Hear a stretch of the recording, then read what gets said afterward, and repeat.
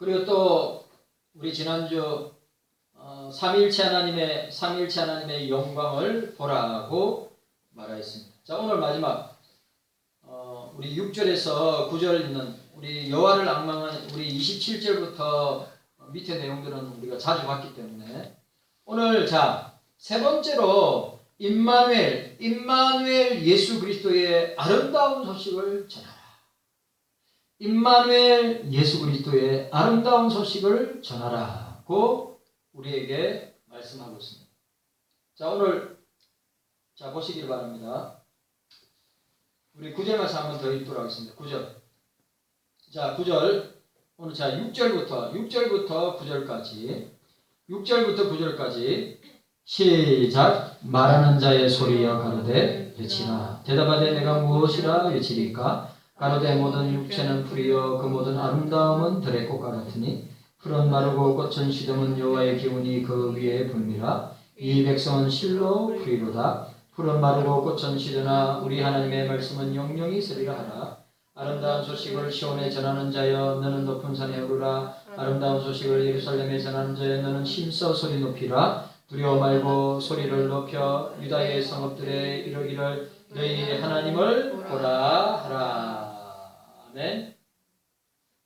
자, 오늘 보시면 오늘 이 6절부터 8절까지는 바로 앞에 3절에서 5절 내용을 대조하고 있는 것을 우리가 보게 됩니다.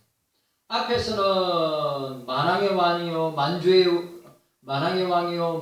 주요 구원의 하나님의 승리를 묘사했다면 하나님을 대적하거나 하나님을 이길 사람은 없습니다. 우리가 그걸 알아야 돼요.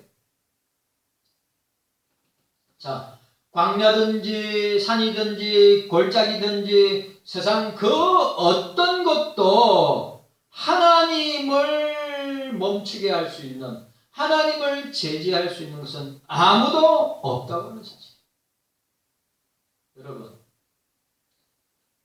기독교 2000년 역사 가운데 주님이 교회를 붙들고 주님 당신의 복음을 세계 열방 가운데 선포할 때 온갖 사상과 힘과 무력과 또 세상의 권력이 교회를 공격하고 복음을 공격하였는데 그 권력과 사상과 그 힘을 가진 자들이 지금은 존재합니까? 존재하지 않죠. 다 무너졌습니다. 하나님을 대항한다. 하나님을 향해 덤빈다. 이길 자가 없는 거죠. 그러니까 온 우주를 다 통틀어서 하나님을 대항하고 하나님을 향하여 싸우고 하나님을 향하여 이 맞짱을 뜬다. 살아날 자가 없는 것입니다. 우리가 그걸 알아야 돼요. 자, 여기에서 초점은 뭐냐? 앞에는 하나님에서 지금 오늘 우리가 6절에서 9절까지 내용은 하나님에 대해서 하나님의 영원성, 하나님의 불변성, 하나님의 편재성, 하나님의 구원성, 그런 하나님에 대해서 말했다면 오늘 여기에 나오는 것은 뭡니까? 사람에 대해서, 인간에 대해서 초점을 맞추고 있는 것을 보게 됩니다. 자, 영원성에서부터 유한성으로 옮겨왔다. 하나님은 영원하시다. 인간은 유한하다. 하나님의 영원성과 인생의 유한성을 보여주고 있습니다. 우리가 앞에 본 3절과 5절의 하나님의 영원성, 그 다음에 6절부터 9절까지의 인간의 유한성을 보여주고 있습니다. 5절과 6절에 사용된 모든 육체란 말, 5절과 8절에 나오는 여호와의 말씀은 서로 대조됩니다. 서로 대조된다고. 모든 육체의 반대 개념이 하나님의 말씀이다 라고 하는 것입니다.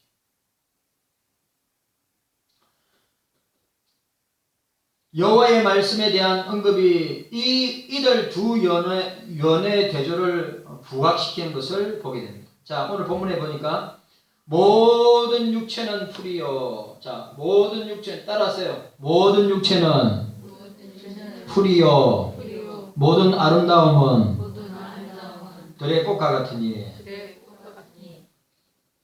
여러분, 이거 자, 하나님의 말씀은 대조되죠. 하나님의 말씀은 영원하시다. 하나님은 영원하시다. 모든 육체는 풀이다. 인간의 그 모든 아름다움은 들의 꽃과 같다. 라고 이야기하고 있습니다. 자, 모든 육체는 우리가 저번에 그 모든 아름다움의 들의 꽃과 같다. 이 내용은 우리가 생각해 봤는데 모든 육체는 풀이다. 허망하다. 하찮은 것이다. 그러니까 풀보다 더 나은 것이 풀보다 더 나은 풀은 이검수 권사님 시골의 풀은 어디에 사용됩니까? 풀. 우리 풀을 다른 말로 뭐라 하죠? 잡초라고 그러죠. 잡초는 어디에 사용됩니까? 여물에 사용돼요. 소여물에. 저도 농사 지을 때 지게 들고 낫 들고 가지고 어떻게 합니까? 풀을 갖다가 엄청나게 베어가지고 그거 지게에 싣고 가가지고 센 걸로 낫을 벤 풀을 갖다가 소한테 주기도 하지만 뭐 합니까? 소죽거리 가지고 주기도 하고 그러죠. 그래. 풀은 빨리 자랐다가 빨리 시들고 바람 불 때마다 이리저리로 왔다 갔다 하는 것이 풀이라고 했습니다. 인생의 모습이 그러하다. 저와 여러분들의 모습이 그러하다. 그걸 이사야가 말합니다.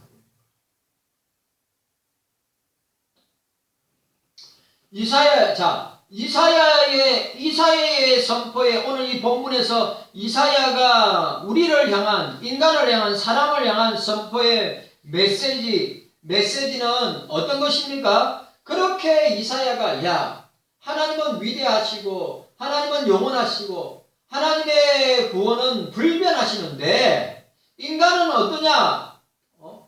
모든 육체는 풀과 같다. 인간의 아름다움은 꽃과 같다. 이 메시지를 전하고 그 유다 백성들, 예루살렘에 있는 유다 백성들의 반응은 어떻게 나타나고 있습니까? 이사야 선지자의 그 말은 참 옳은 말입니다. 그러나 하나님이 세상의 강대국들, 패권 국가들 가운데 어떻게 우리를 구원할 수 있겠습니까? 반문하는 거예요. 바벨론 제국에서 우리를 구원할 수 있으면 하나님이 우리를 구원할 수 있습니까? 왜냐하면 바벨론에서 예루살렘이 함락되는 것을 목격한 자들이 더욱더 그렇게 말하고 있다는 것이죠. 하나님이 어디 계시냐? 하나님이 어디 계시느냐? 폴란드에 있는 아우슈비츠에서 여기 유대인들 600만이 가스실에서 사라질 때 여기에 하나님이 어디 계시느냐? 하나님은 무엇을 하고 계시느냐? 왜 하나님은 침묵하시느냐?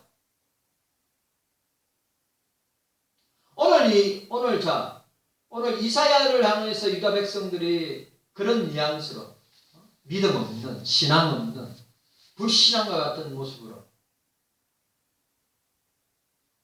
그래, 이사야 선지자여, 좋은 말입니다. 하나님은 영원하십니다. 하나님은 무궁하십니다.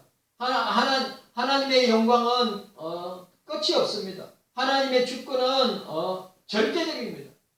하나님을 이길 수 없습니다. 그런데 좋다 이겁니다. 그럼 우리 인간은 말씀하신 대로 모든 육체는 풀이고 그 모든 아름다움은 꽃과 같은데 왜 하나님은 유다가 멸망하도록, 왜 하나님은 선민이고 하나님 백성이라고 하는 우리들을 이렇게 멸망하도록 내버려두셨습니까? 라고 이야기 조소 섞인 말로 이야기하는 것입니다. 어떻게 우리를 구원할 수 있겠습니까? 이런 회의적인 음성은 다음 41장, 우리가 다음 주에 볼 건데 41장에서도 거듭해서 반복되고 있는 것을 보게 됩니다. 이사야는 단호히 외칩니다. 세상의 세력들은 들풀처럼 더덥고 결코 두려워하거나 의지할 대상이 아니다. 밥 맛있게 먹고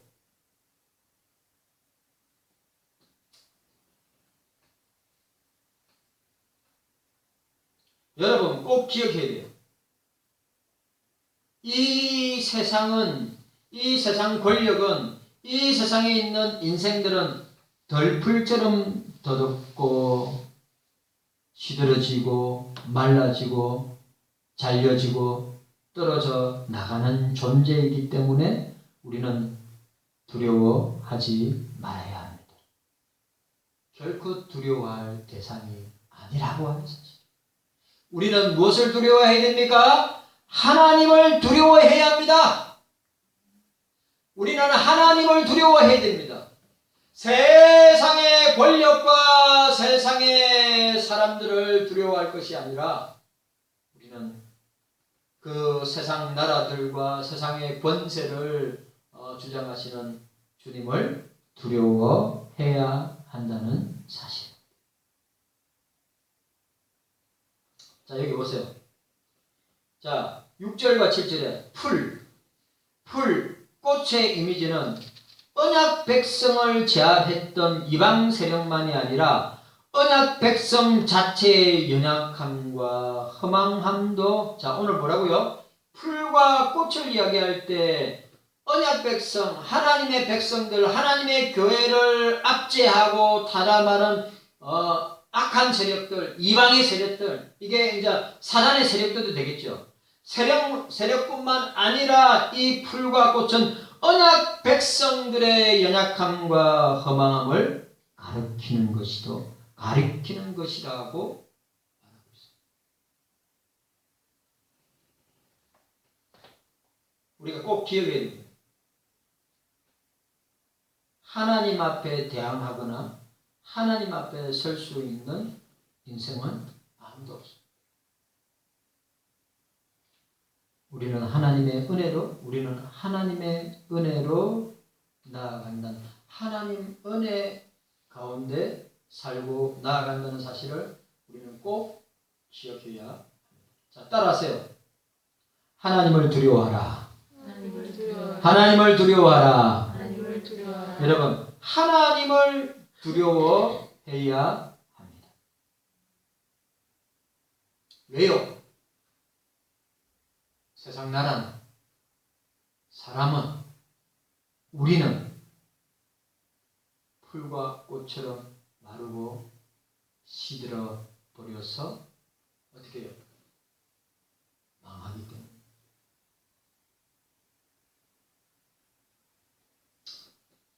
우리 삼위일체 하나님은 영원하시다. 성부 하나님은 영원하시다. 성자 예수님은 영원하시다. 성령 하나님은 영원하시다. 라고 하는 사실을 저와 여러분들은 기억해야 합니다. 자, 오늘, 우리가 지난번에 풀과 꽃에 대해서 생각해 봤고, 자, 오늘 9절 보시기 바랍니다. 9절을 보니까, 자, 9절 말씀에 핵심이 뭡니까? 따라합시다. 아름다운 소식을. 따라하세요. 아름다운 소식을 전하는 자. 신약적으로 말하면 뭡니까? 전도자죠. 네? 오늘 저와 여러분들을 가르치는 거예요. 아름다운 소식을 전하는 자. 9절 앞에서 구원의 방편과 조건을 선언하는 위에 이사야는 1절부터 11절에 결론을 제시하고 있습니다. 하나님의 위대한 사역에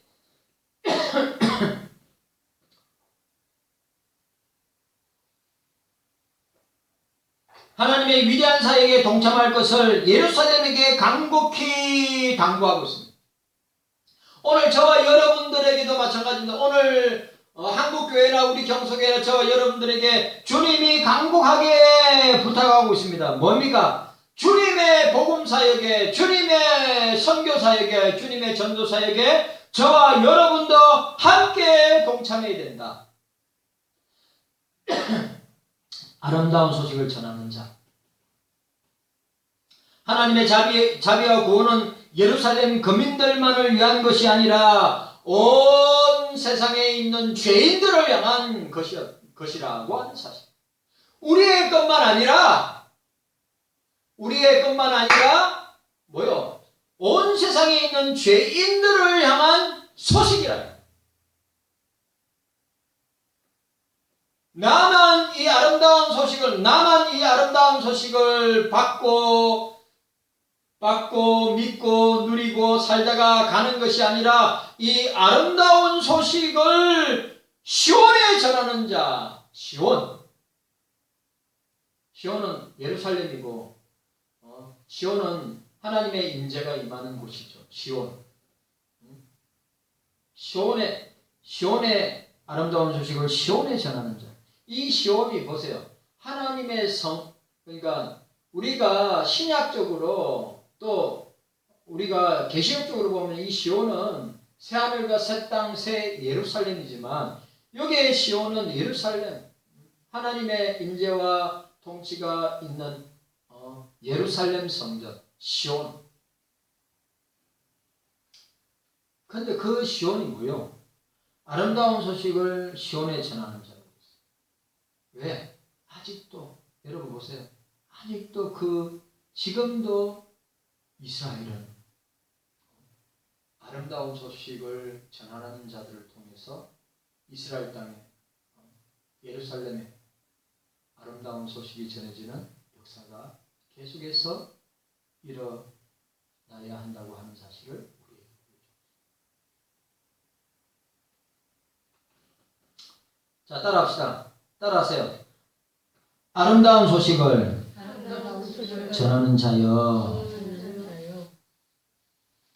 그러니까 여러분, 시온이 주의 임하심을 보고 주변 세계에 복음을 익힘으로써 우리에게 주어진 사명을 시작하고 진행하고 마쳐야 된다. 자, 그 복음, 아름다운 소식, 예수 그리스도 임마누엘의 아름다운 소식, 임마누엘 예수 그리스도의 아름다운 소식, 굿뉴스, 복된 소식, 좋은 소식, 구원의 소식, 생명의 소식, 소망의 소식. 이걸 어디서요? 시온에서부터 시작해서 세계 열방을 향하여서 그 아름다운 소식을 전해야 된다. 우리에게.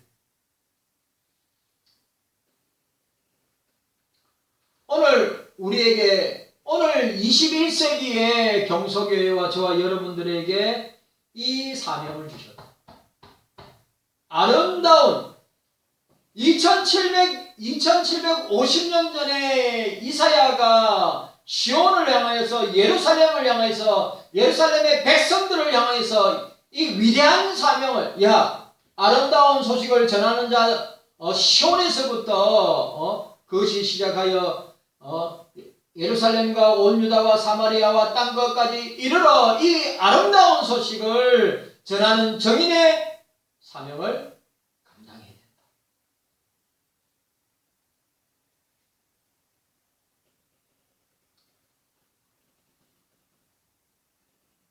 오늘 저와 여러분들이 이 사실을 기억해야 합니다. 자, 여기 보니까 메바세레트 치온, 이 지온이 시온입니다. 지온, 히브리어. 메바세레트 이 말은 선포하다. 어디에다가? 시온에다가 선포하다. 지온, 선포하다. 여기에 본 구절을 지가면 선포하는 시온. 자, 선포하는 시온. 이 세트진트 70인역 성경은 뭡니까? 좋은 소식을 시온에 전하는 자. 70인 세트진트 70인역에는 좋은 소식을 전하는 자, 좋은 소식을 전하는 시온. 여기 시온, 예루살렘이 메신저로 언급되는 것입니다. 시온이 메시지를 전할 때서는 유다 성읍들이며 그 메시지의 내용은 여호와의 도래. 다른 말로 뭡니까? 그리스도의 재림. 여호와의 도래. 이 여호와의 도래가 750년 뒤에 성육신하게 되실 예수 그리스도 임마누엘의 도래를 보여줍니다.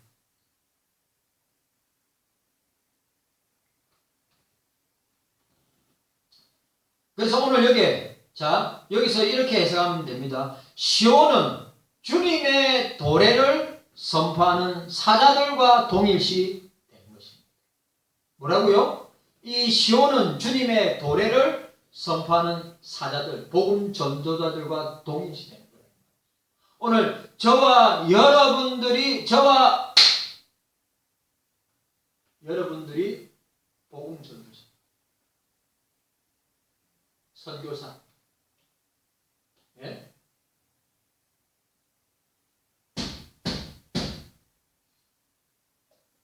밥 맛있는 거 먹이더니 말이지. 정한이 밥 먹었어요? 정한이 밥 먹었어요? 맛있는 거 먹였어요? 잘 들어.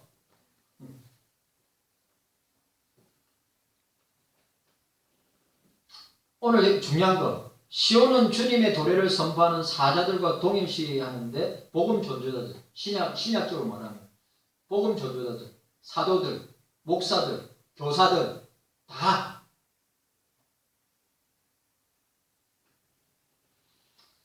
자, 신학적 관점에서 조명해 보면 오늘 본전 9절입니다.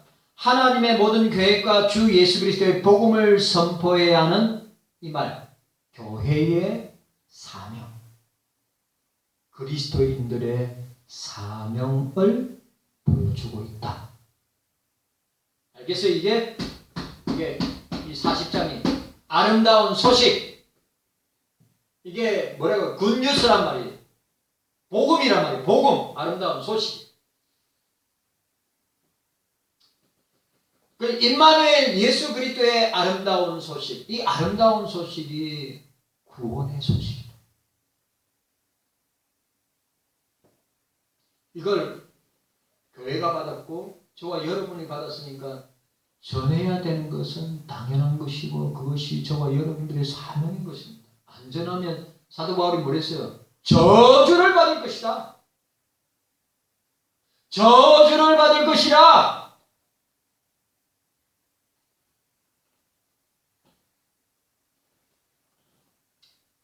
오늘 저와 여러분들 아름다운 소식을 전하는 자는 강하고 담대하게 임마누엘 예수 그리스도의 아름다운 소식을, 복음을 전해야 한다. 예? 그래. 그 아름다운 소식을 전하는 자는 따라하세요. 아름다운 소식을 전하는 자는 두려워하지 말고 따라하세요. 두려워하지 말고 하나님을 보라. 하나님을 바라보라. 따라합시다. 하나님을 바라보라. 아멘입니까? 시온을 향하여서 이 예루살렘에서 땅 끝까지 복음을 전하는 자, 아름다운 소식을 전하는 자는 세상의 권력 앞에 사단의 온갖 공격 앞에 두려워하지 말고 너는 하나님을 보라. 하나님만 보라. 하나님만 보라. 보세요. 나한테 인사하지 말고.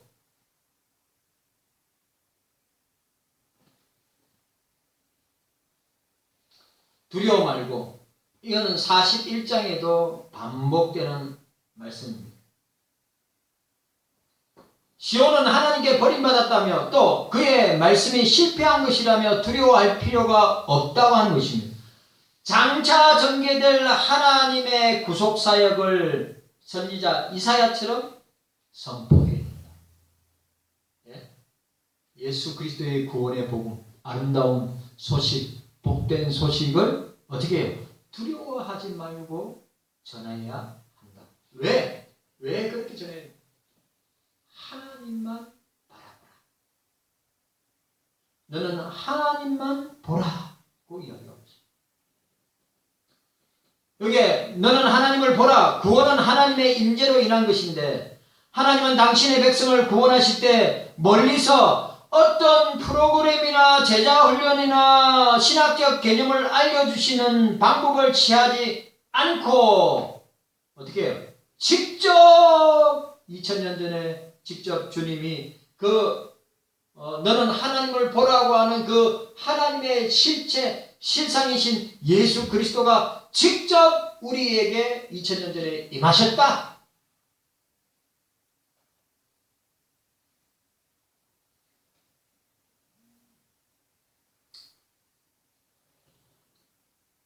여러분, 우리가 이 사실을 기억해야 돼요. 자, 우리는 따라하세요. 우리는 하나님만 보아야 합니다. 따라하세요. 우리는 주님만 바라보아야 합니다. 아멘이죠. 주님은 이 땅에 성육신하신 또 다시 오시고 심판하실 주님은 어떤 프로그램, 제자훈련이나 어떤 성경 프로그램을 보내거나 신학적 개념을 알려주는 방법을 취하지 아니하시고 직접 오늘 이사야 말씀에 예언하신 그 주님이 직접 오셔서 우리를 만나주신다.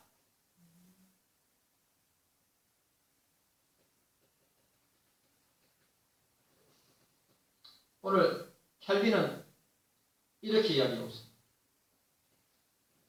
오늘 이 삶, 보세요. 아름다운 소식을 전하는 자. 오늘 저와 여러분들, 아름다운 소식을 전하는 사명을 받은 교회와 성도들은 인생의 모든 행복은 오직 하나님의 삼위일체 하나님의 존존에만 존재한다. 칼빈. 인생의 모든 행복은 오직 삼일체 하나님의 존존에만 하나님께만 있다. 행복은 딴 곳에 있는 것이 아니라 하나님 안에 있다. 예수님 안에 있다. 성령 안에 있다. 행복을 찾았어. 뭐. 이거에 행복 찾았어가 뭡니까? 돈을 찾았어. 권력을 찾았어. 명예를 찾았어. 조금이라도 더 안락한 삶을 찾았어. 입을 기쁘게 하고 귀를 기쁘게 하고 눈을 기쁘게 하고 자기의 몸을 기쁘게 하고 자기의 마음을 기쁘게 하는 정도, 그것이 행복이라고 하며 찾아 헤매는 인생들이 얼마나 많이 있냐 이 말이죠.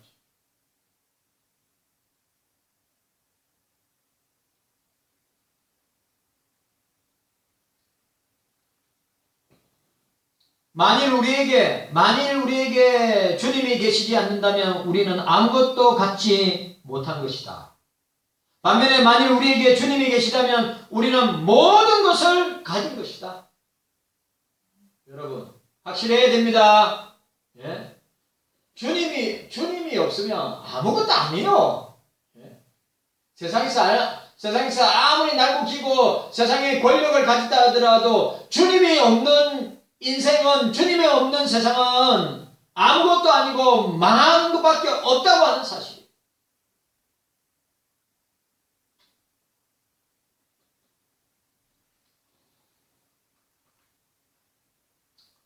참 종교개혁자 칼빈의 말이 사람들의 모든 행복은 오직 주님의 존존에만, 주님께만 있다. 하나님께만 있다. 라고 하는 사실.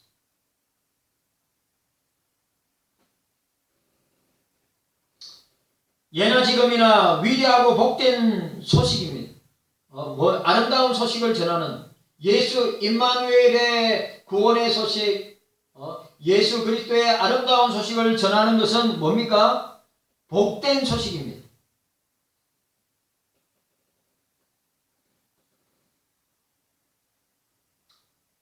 오늘 저와 여러분들은 예수께서 오셨다.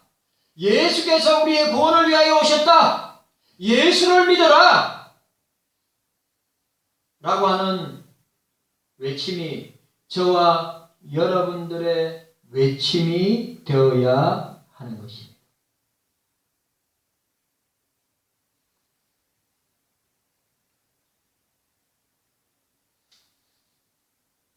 예수님을 모르고 사는 인생은 부귀영화를 누리고 장수할지라도 의미가 없다고 하는 것입니다. 하나님이 없는 인생은 허무한 인생이다. 왜냐하면 그 허무한 인생은 그의 죄로 인하여서 하나님의 심판을 받기 때문이다. 하나님 없는, 주님이 없는 인생은 허무하다. 여러분들이 만약에 주님을 만나지 못했다고 하면, 하나님을 만나지 못했다면 여러분들의 인생은, 여러분들의 삶은 아무것도 아닌 인생이다. 허무한 인생이다. 그 허무한 인생은 그의 죄로 인하여서 하나님의 심판을 받고 멸망하게 될 것이라고 하는 사실을 우리는 잊지 말아야 합니다. 오늘 이 말씀은 포로되어 절망 가운데 있는 이스라엘 백성을 두고 하신 말씀입니다. 젊음을 자랑하던 사람들도 잠시 후면 나이 들어 세상을 떠나게 됩니다. 덧없는 것이 인생이라고 하였습니다. 이 세상에 의미 있는 삶, 이 세상에서 목적 있는 삶은 하나님을 섬기고, 하나님을 만나고, 하나님을 경험하고, 하나님을 찬양하고 경배하고 영광 돌리고 하나님의 구원을 고백하는 것입니다. 하나님과 동행하는 것이 인생에게 주어진 최고 최선 최대의 복이다. 자, 따라하세요. 주님과 동행하는 것이 우리 인생의